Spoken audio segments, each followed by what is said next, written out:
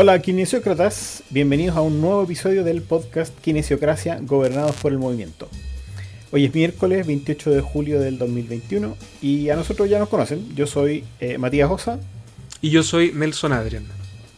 Sí, y hoy día tenemos un tema que a los dos nos interesa harto, que tiene que ver con la educación terapéutica.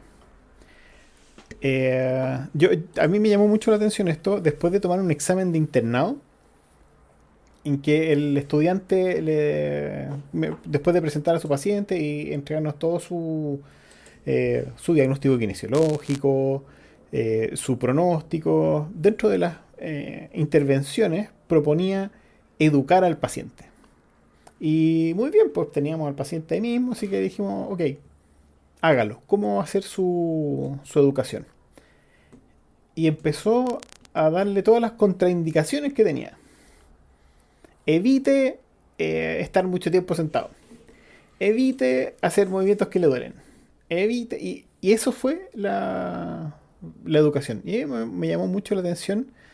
Y me pareció que era bien limitada esa intervención como educación al paciente. No sé qué te pasa a ti o cuál es tu experiencia al respecto, Nelson. Mira, la educación tiene, digamos, una amplitud importante de la cantidad de espacios donde puede ser utilizado dentro de la terapia. Existen algunas muy específicas que son orientadas al dolor, ya que vamos a hablar más adelante de eso, como la educación en neurociencia del dolor. Y también existen diversas formas que lo que tratan es como prevenir posibles lesiones. Por ejemplo, hace, no sé, unos 20 años atrás, muy conocidas las back school o las escuelas de columna, en donde básicamente se daban datos de biomecánica y de ergonomía para tratar de prevenir posibles lesiones futuras. Y por otro lado también tenemos la educación que va a ser más orientada a la prevención y promoción en salud, que quizás acá en nuestro país es un poco más común porque se hace bastante en consultorios, en CESFAM y en distintos servicios públicos donde se trabaja sobre todo con poblaciones que van a ser o que van a tener algún tipo de enfermedad crónica. Entonces, la educación es un término bastante amplio y que, entendiéndolo como de forma muy general, pareciera, como lo que le pasó a ese futuro colega, ¿cierto?, en el internado, que es dar una serie de datos, ¿ya?, entregar información y con eso está lista la educación. ¿Ya? Entonces, pareciera que existen varias formas de hacerlo y que a más información nosotros entreguemos, estamos realizando una mejor educación.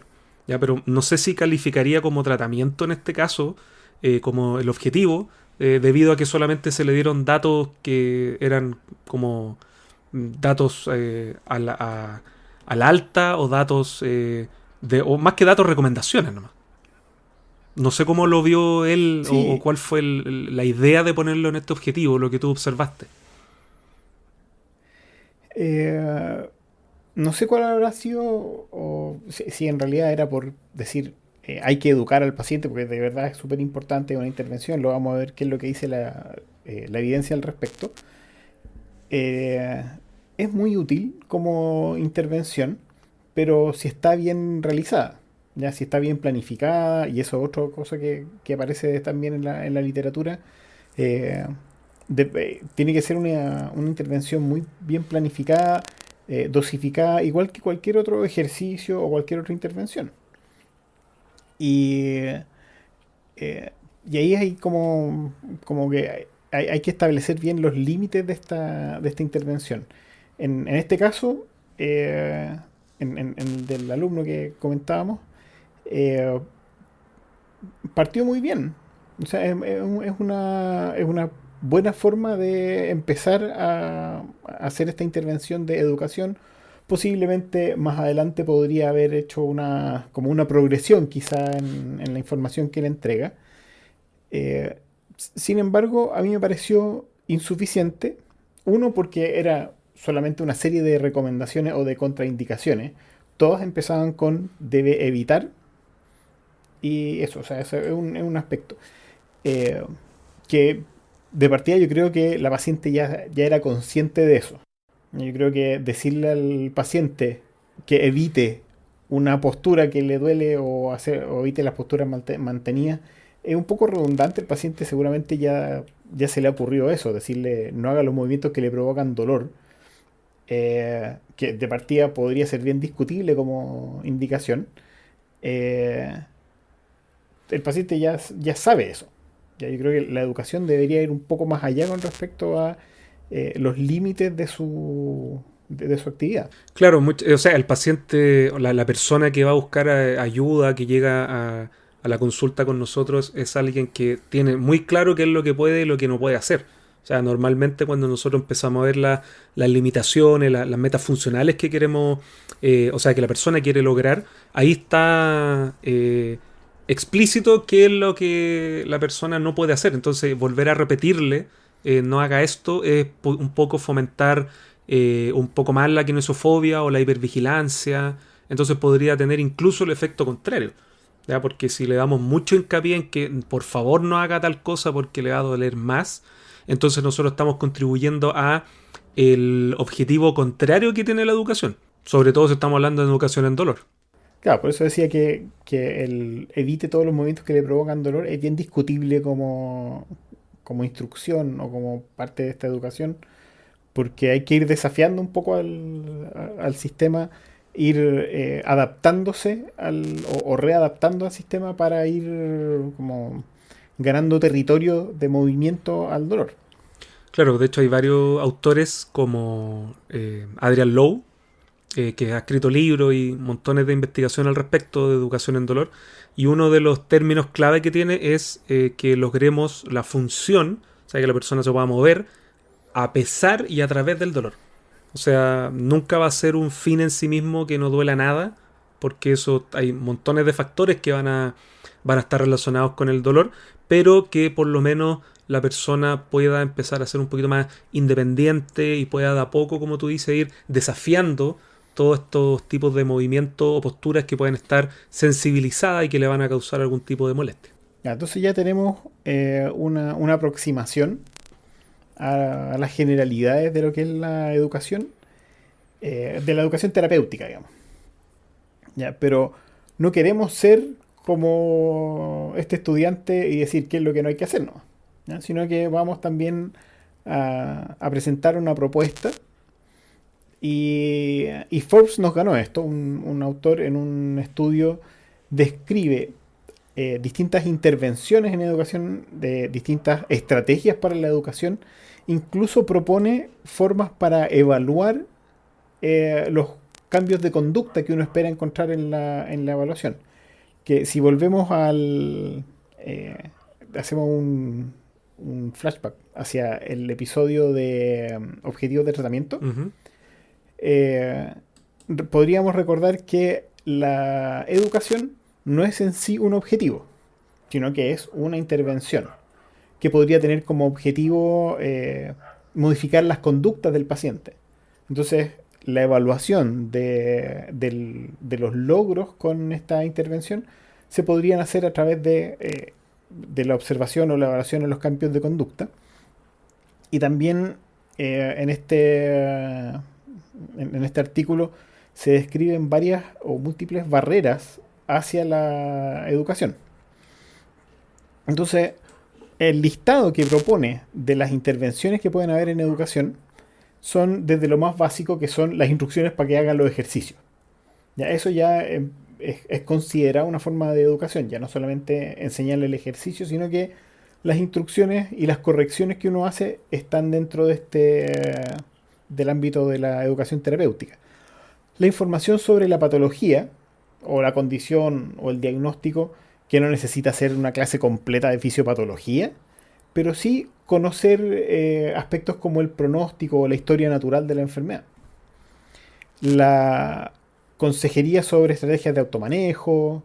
Sí, que eso es súper relevante lo que nombraba recién. De hecho, autores muy importantes dentro de la investigación en dolor, como Louis Gifford, él planteaba que muchas veces las personas van a buscar la ayuda de nosotros, el consejo, tienen duda obviamente de su condición. Y resulta que cuando acuden a nosotros como profesionales, le hacemos clases tremendas de anatomía, biomecánica y un montón de cosas que no son relevantes para el caso. y que también pueden tener este efecto adverso de generar mayor síntomas psicológicos o emocionales asociados al dolor. Entonces, también yo creo que muchas veces nosotros, nuestra verborrea al querer explicar algo es tal que le empezamos a dar características que incluso se alejan de la realidad. O sea, yo me acuerdo hace un par de años atrás, cuando una amiga me contaba que por correr, por trotar mucho, empezó con un dolor en la rodilla y la colega que la atendió allá en Santiago le hizo toda una explicación sobre la fascia. Creo que estuvo hablando toda la sesión, estuvieron hablando de la fascia. Obviamente, concepto súper abstracto para alguien que no es del área de salud o que ni siquiera es del área, digamos, de la más orientada a la anatomía o la mecánica. Entonces, eso más que ayudar a la explicación, causa más confusión.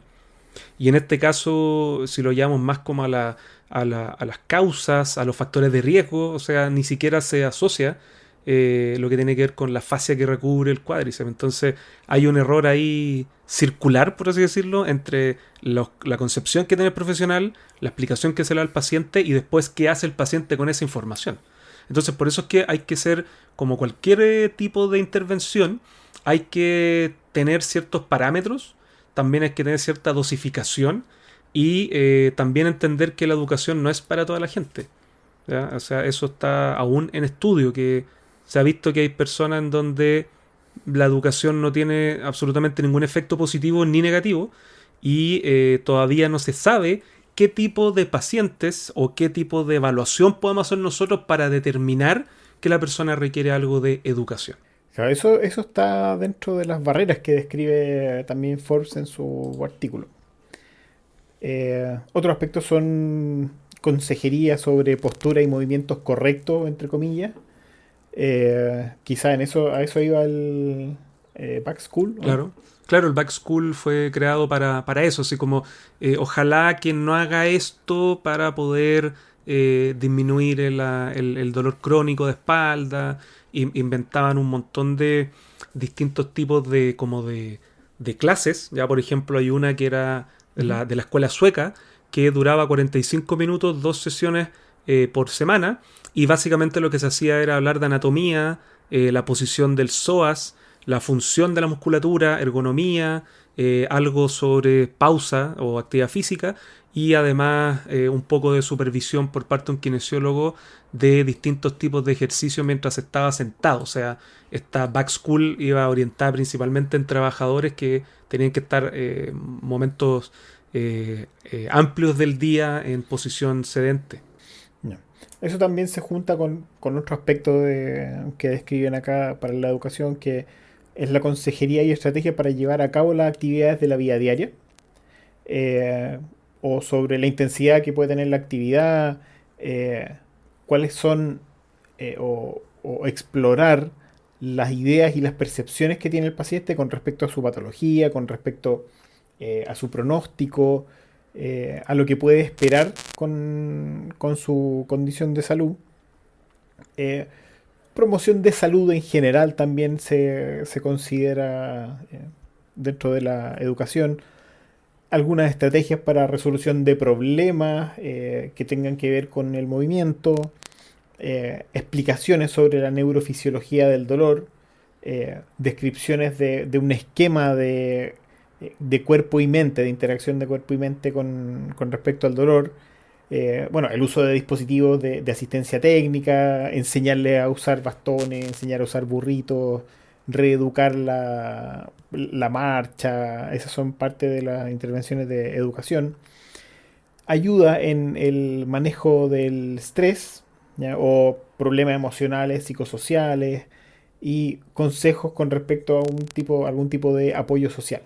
En este caso, entonces, podríamos decir que la educación es parte integral de todo el proceso que nosotros tenemos de abordaje del paciente. O sea, desde que él entra y acude a nuestra consulta y nosotros aplicamos tratamiento, hacemos el seguimiento y le damos consejos y todo eso, todo estaría encerrado dentro de la educación. Y también no sería solamente para nosotros como kinesiólogos, sino que también para otras profesiones, ¿verdad? Entonces, desde ese punto de vista sería más como una consejería, no sé cómo lo describe ahí Forbes. sí, en algunas partes lo describe como una consejería, pero claro, es algo, como dices tú, permea todo el quehacer. Ya todas las intervenciones van acompañadas de algo de estos aspectos de educación. Ya, porque dentro de esto se describen varias estrategias. Ya van desde la conversación uno a uno, ya, en que uno le pregunta al paciente cuáles son sus temores, cuáles son sus expectativas, qué es lo que conoce con respecto a su condición, por ejemplo, y puede corregir algunos conceptos que pueden estar erróneos y que pueden también afectar en el pronóstico. Eh, Están las demostraciones, ¿ya? Que también está con el primer punto, que era con respecto a las instrucciones para hacer los ejercicios. ¿Ya? Yo les demuestro cómo se hace el ejercicio, les explico cómo se siente cuando se hace el ejercicio, puedo recurrir a modelos o imágenes anatómicas para explicarle cómo es su condición. O, por ejemplo, mi señora que trabaja en el área maxilofacial tiene un modelo gigante de una boca. ¿Ya? Y con esos dientes les muestra a los pacientes dónde tienen que apoyar la lengua cuando hacen algún ejercicio, ¿ya? Como usando estos modelos anatómicos o imágenes. Otra estrategia es el uso de folletos personalizados, o recopilar y juntar alguna información, crear un pequeño folleto y entregárselo al paciente, entregarles fotos, videos, enlaces de internet que ellos puedan ver por su cuenta. Y también están las actividades grupales. Y hay varios artículos que centran la educación, sobre todo en neurociencias del dolor, que es un tema súper grande en educación, en, en clases, realmente en clases de, no sé, 40 50 minutos sobre distintos aspectos de las neurociencias del dolor. Claro, en ese aspecto, cuando partió todo este tema de la educación en dolor, partió por ahí el año 2002 con Mosley y con Butler, en donde ellos hacían Ujú. clases de 2 horas, donde a la persona se le hablaba, por un lado, de desmitificación de varias percepciones que hay sobre el dolor, pero por otro lado también se le hacía una clase de neurofisiología, neuroanatomía. Entonces se vio efectivamente que las personas generaban un cambio a nivel de su actividad en la corteza, tanto motora como sensitiva, así que era bien interesante que se generaban cambios en el momento y que iban a perpetuarse en el tiempo. Pero claramente 2 horas de sentarse a conversar con el paciente no es muy útil, digamos, ni para uno ni para la persona que tenemos al frente. Entonces, lo interesante es que después esto fue mutando y aparecen ahí la figura de Adrian Lowe y Puente Dura, por ahí como el año 2012, en donde empiezan a trabajar lo que en un principio era el TNE,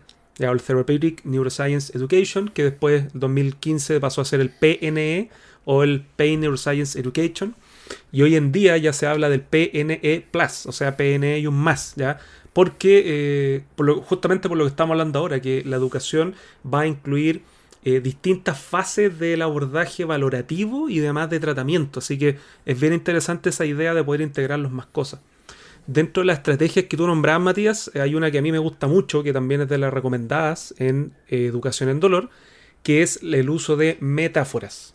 ¿Ya? El uso de metáfora es uno Ujú. que es bastante bien aceptado, la literatura también lo avala, y también se utilizan diferentes tipos de profesiones. Por ejemplo, mi señora es dentista y ella cuando tiene que darle algunos consejos a los pacientes post tratamiento acude mucho a lo que son analogías, ya para que se entienda en un lenguaje mucho más simple la idea central que le queremos transmitir.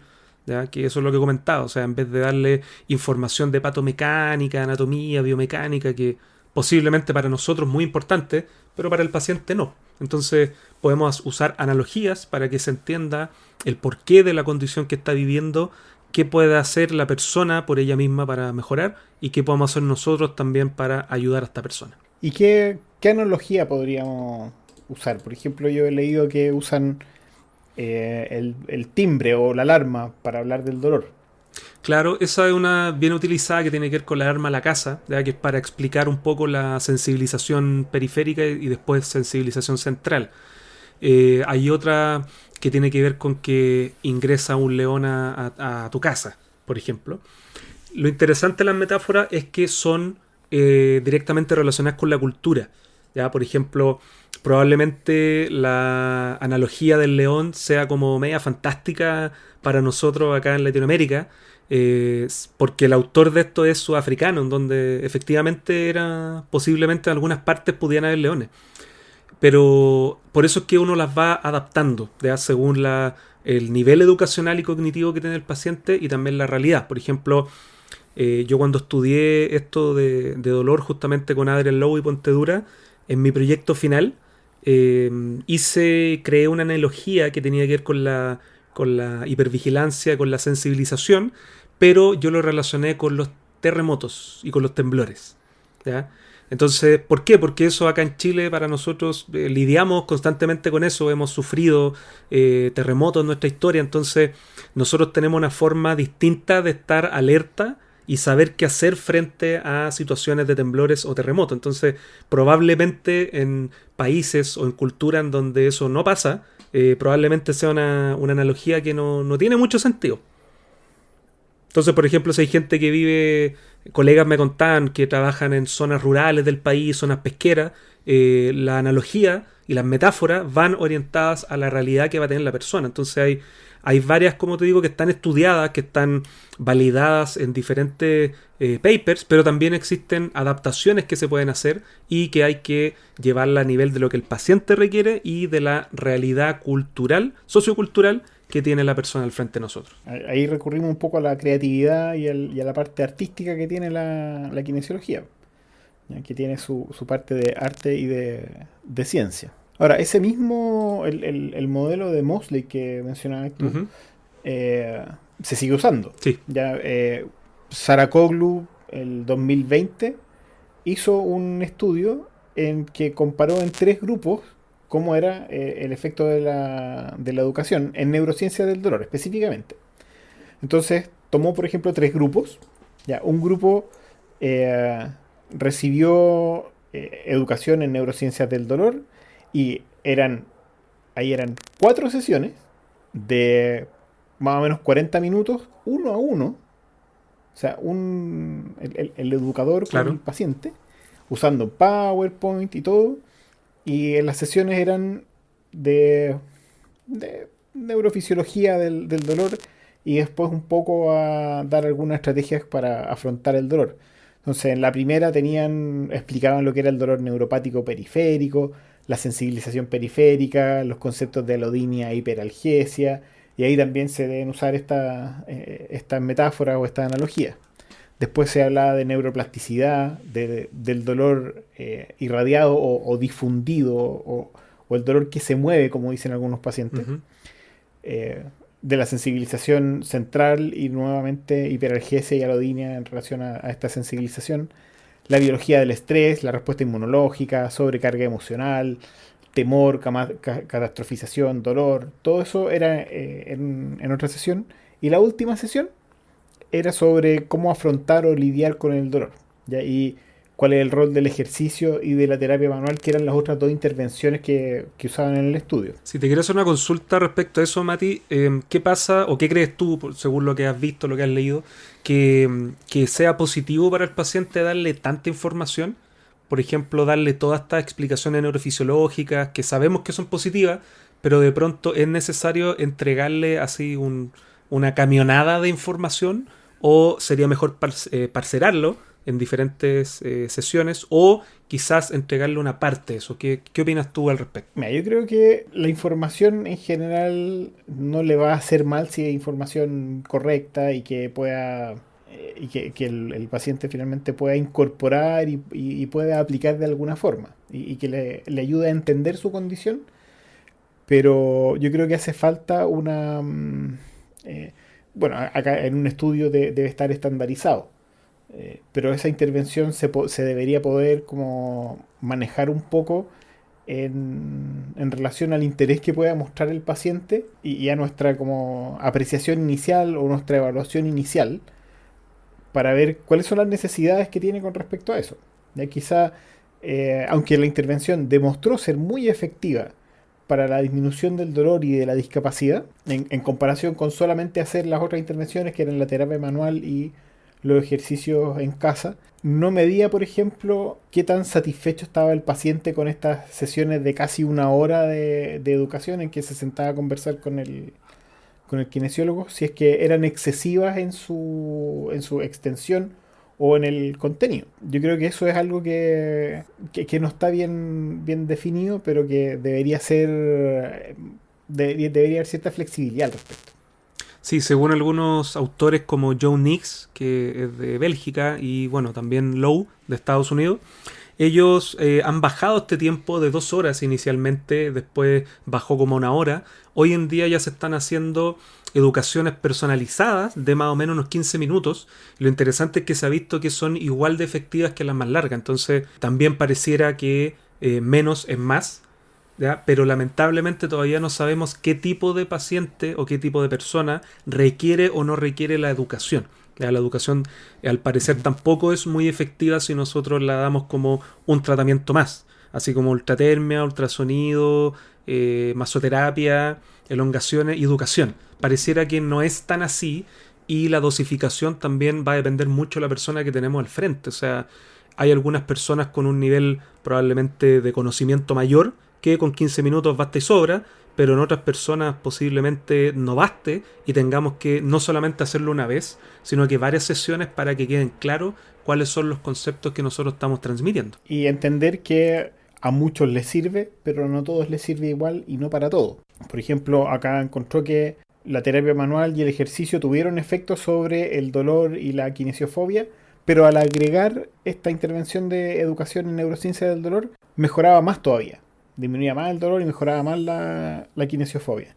Sin embargo, otras variables como por ejemplo la flexibilidad o el alcance en, no sé, en la distancia entre los dedos y el suelo Ujú. como un medidor de movilidad, no cambiaba. ¿Ya? Porque la educación no necesariamente va a tener efectos sobre eso. Entonces también hay que tener claro qué es lo qué limitaciones podría tener esta intervención. Sí, pues de hecho eso es súper importante porque la educación se ha visto que funciona bastante bien en esos parámetros psicológicos marcados en los pacientes. Por ejemplo, el hecho de tener hipervigilancia, catastrofización, ese tipo de parámetros psicológicos, si queremos, los puede abordar bastante bien la educación porque le hace sentido a la persona y comienzan a haber procesos cognitivos de comprensión. Pero eso no significa que la persona va a dejar de dolerle algo. Ya, por ejemplo, una persona con dolor lumbar que le duele cuando hace extensión de columna, posiblemente le va a seguir molestando la zona, pero ya no va a tener el miedo a que pueda pasar algo malo porque Claro. extiende, por ejemplo, que se le, no sé, que se le reviente una vértebra, que se le salga un disco intervertebral o que la hernia aumente tamaño, lo que sea, eso por lo menos se disminuye. Por lo tanto, al mejorar la capacidad de comprensión del paciente y que ya no tenga, por ejemplo, miedo a algún movimiento, esta kinesofobia, eso va a ayudar que a mediano o largo plazo el dolor vaya disminuyendo junto con otras cosas también que nosotros podemos entregar como terapeutas, pero no en sí mismo es la educación la que te va a generar el cambio, digamos que va a mejorar a la persona. Sí, pues, y uno que midió los efectos o las percepciones de los pacientes fue Yapinen el 2019 Ujú. y describió para pacientes que habían tenido una artroplastía total de cadera tres modelos de educación o tres modelos que, según la descripción que hacían los pacientes, los separó en estos tres. Uno alentador o servicial, uno cooperativo y uno que llamó contradictorio. Ya, el alentador era el que tenía una narrativa orientada hacia el futuro, enfocada en que se le entrega información sobre las actividades que iba a hacer en la casa el paciente. Todo esto era como después de la como perioperatorio esta intervención. En este modelo, los pacientes confiaban en la información y estaban satisfechos con las instrucciones y esa confianza se mantenía después del alta, o sea, después de que se iban a su casa, porque era muy claro con respecto a las actividades que podía hacer en su casa. Después está el cooperativo, en que hay una conversación mutua que era muy centrada en las necesidades puntuales del paciente. En el fondo es pregunte qué es lo que necesita saber. Y después la que llamaron contradictoria era, la describían como regresiva o retrógrada, que era muy a por qué llegó a esta situación y qué es lo que qué es lo que va a esperar después de la cirugía. Pero aunque los pacientes estaban satisfechos con eso, cuando siguen a su casa se dieron cuenta que les faltaba información sobre qué es lo que podían esperar ahí. ¿Ya? Entonces, ojo cuando medimos esa satisfacción del paciente, están estos tiempos. ¿Ya? Puede estar muy satisfecho con la comunicación que puede tener con el kinesiólogo o con el equipo de salud en general, pero también tiene que tener claro qué es qué es lo que se espera o qué es lo que va a lograr o qué cuidados tiene que tener por su cuenta después en la casa, en este caso específico. Claro, y algo también interesante tiene que ver con cómo se entrega la información que tú lo habías nombrado, ¿verdad? En grupo, uno a uno. Y por lo menos hay varios estudios que han mostrado que pareciera que es más útil cuando es a uno, en una sesión privada. Y también esto se ha llevado, por ejemplo, a la telerehabilitación, que está de moda con todo el tema de la pandemia. Y se ha visto que el efecto es igual de bueno, como si yo estuviera en vivo con la persona. Algo que ya por lo menos en la psicología, en la psiquiatría se hace desde hace tiempo, esta telemedicina. Y por lo tanto podemos estar tranquilos de que se pueden realizar estrategias similares a través de la pantalla. Ahora, cuando es grupal, se ha visto que no es tan efectiva. O sea, independiente que yo junte a un grupo de personas que tengan la misma condición y yo le hago esta como clase, entre comillas, o le hago una sesión de educación, no es igual de efectiva. Así que por eso es que, una vez más, como todo tratamiento, tiene que ser ajustada a las necesidades que tenga la persona. Sí, bueno, ahí está también la experiencia de Clark del 2017, que hizo un programa de educación vía web. Y ese tuvo como mucha satisfacción por parte de los pacientes y mejorías clínicas importantes. Y este usó una plataforma que tenía 8 módulos de distintas acciones para que el paciente lo revisara por su cuenta, ya que incluía un diario de ejercicios, donde el paciente registraba la cantidad de repeticiones y series que había hecho de cada ejercicio, una entrevista a un kinesiólogo especialista y a un paciente que se había recuperado de una lesión como la que tenían los sujetos del estudio, una descripción de los ejercicios, algunas recomendaciones para las actividades de la vida diaria, todo esto, cada uno de estos es un módulo. Un módulo sobre bases de anatomía y fisiopatología, y una sección de lectura con preguntas frecuentes y un quiz o un control, así como Ujú. una interrogación. Ya eran 8 módulos sin ningún requisito para el orden en que los cumplieran, y eso también era efectivo, o sea, sin ser tan específico. Aquí, bueno, era individual, y lo que hacía que fuera, que tuviera más efecto era que los pacientes recibían un feedback semanal también de su kinesiólogo con respecto a lo que iban registrando en su diario. ¿Ya? Y eso es lo que personalizaba la intervención, que eran estos módulos que estaban en un sitio web, que los pacientes podían acceder, estaban estandarizados, era para todo lo mismo, pero el feedback individual es lo que valoraban. Claro, ahí está la individualización entonces del tratamiento. Interesante el estudio este de Clark. Y bueno, no sé qué opinas, Matías. Este es un tema. Sí, una cosa más que quería agregar acá era las barreras que describen para esta intervención de educación.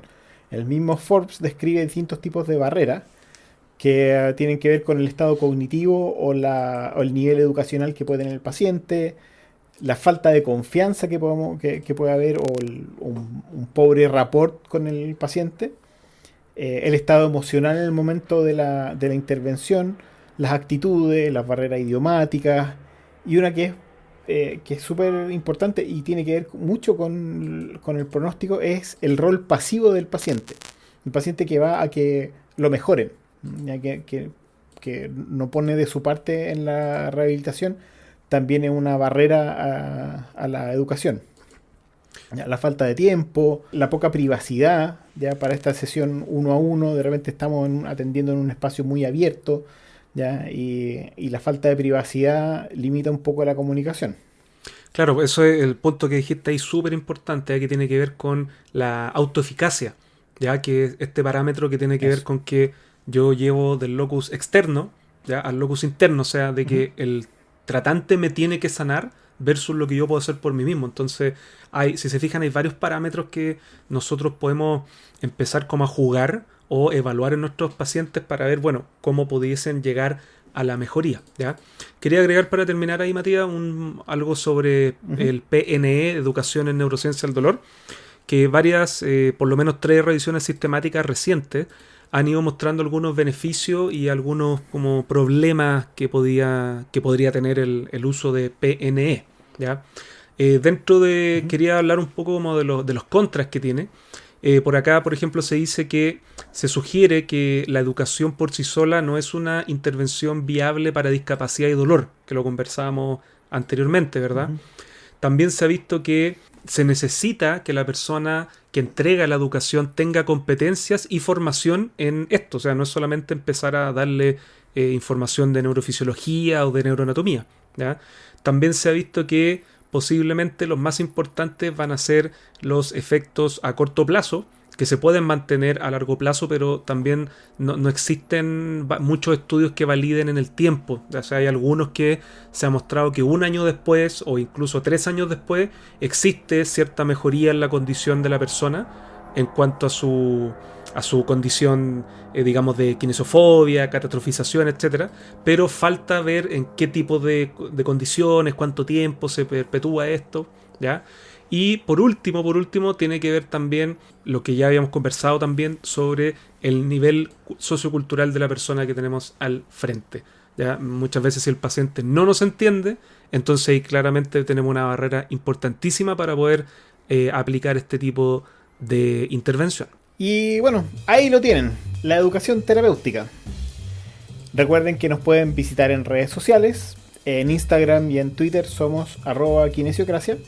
También tenemos una fanpage en Facebook que es Kinesiocracia. Y ahí comenten su experiencia y apreciaciones sobre la educación a los pacientes o sobre cualquier tema que consideren que es interesante. En las notas de este episodio va a haber un enlace a los artículos citados en eh, que hemos citado ahora. Nuestro correo es kinesiocraciapodcast@gmail.com y ahí estamos atentos a sus comentarios, preguntas y sugerencias. Visiten también nuestra página web kinesiocracia.com, donde van a encontrar enlaces a todos los episodios del podcast, notas, algún otro tipo de links de interés y un blog sobre temas de interés para ustedes kinesiócratas, que también van a estar abiertos para la discusión. Si disfrutan del podcast o del blog, ahí nos pueden también invitar a un café. Vamos a prometer no comprar drogas ni alcohol con esto, y quizás en un futuro no muy lejano podamos quizás compartir con ustedes algún Patreon, si esto, la comunidad crece. Y aprovecho también de darle las gracias a nuestros seguidores, tanto en redes sociales como en Spotify. Hasta el día de hoy nos siguen llegando felicitaciones y gente que nos sigue, a pesar de que no hemos sido muy rigurosos en la cantidad de episodios que estamos grabando ahora por el tema de la pandemia, pero muchísimas gracias y esperamos estar también conversando con Matías temas que sean de interés para la comunidad kinesiológica. Hasta la próxima y sigamos en movimiento.